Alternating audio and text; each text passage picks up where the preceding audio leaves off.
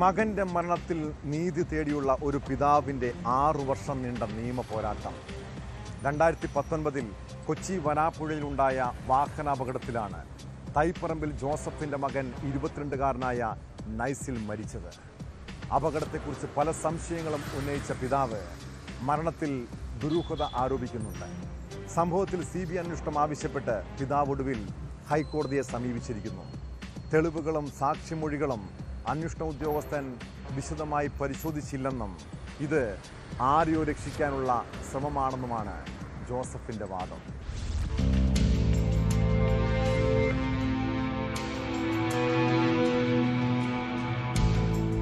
ആറു വർഷം മുമ്പ് വരാപ്പുഴ പാലത്തിൽ നടന്ന അപകടത്തിലാണ് തൈപ്പറമ്പിൽ ജോസഫിന്റെ മകൻ 22-കാരനായ നൈസിൽ മരിച്ചത്.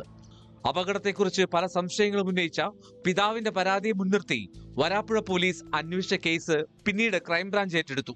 ക്രൈംബ്രാഞ്ചിന്റെ ആദ്യ റിപ്പോർട്ട് കോടതി മടക്കി. രണ്ടാമത്തെ റിപ്പോർട്ട് പറവൂർ സെഷൻസ് കോടതി സ്വീകരിച്ചു.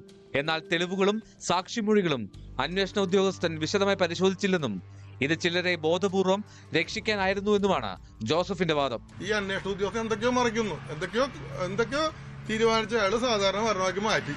ഇയാളുടെ പുറകെ പോകാണ്ടിരിക്കുന്ന നേരമില്ല. കാരണം എനിക്ക് എന്റെ മകന്റെ കേസ് തെളിയും. അയാളുടെ പുറകെ പോകേണ്ട ആവശ്യം എനിക്കില്ല. അതുകൊണ്ട് ഞാൻ പോകാത്തത്. അതുകൊണ്ടാണ് ഞാൻ CBI അന്വേഷണം ആവശ്യപ്പെട്ടിരിക്കുന്നത്. ഇപ്പൊ സാധാരണക്കാരനായിട്ട് പറയുമ്പോ ക്രൈംബ്രാഞ്ച് കഴിഞ്ഞാൽ CBI ആണ്.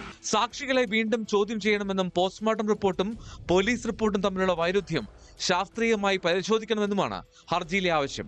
കേസ് ഈ മാസം 23-ന് ഹൈക്കോടതി പരിഗണിക്കും.